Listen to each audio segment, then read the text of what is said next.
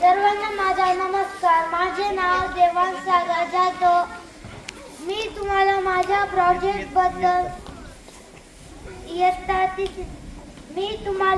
प्रोजेक्टबद्दल माहिती सांगणार आहे. माझ्या प्रोजेक्टचे नाव वॉटर सायकल म्हणजे जलचक्र असे आहे. तुम्ही माझ्या प्रोजेक्टमध्ये बघू शकता की एक सूर्य आहे. त्या सूर्याची किरण नदी, तलाव, समुद्र अशा ठिकाणी पडून त्या पाण्याची वाफ होते. त्याला म्हणतात इव्हापोरेशन म्हणजे बाष्पीभवन.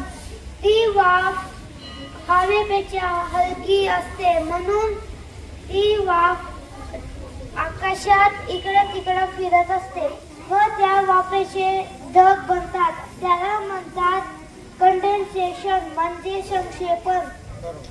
त्या ढगांमध्ये पाण्याचे लहान लहान कण तयार होतात. त्या कणांचे मोठे थेंब तयार होतात. मग त्या थेंबांमुळे ढग जड होऊन जातं. मग ढग जड झाल्यानंतर ते ढग पाणी सोडतं. त्याला म्हणतात प्रिसिपिटेशन म्हणजे पर्जन्य. मग तो पाऊस पडतो. मग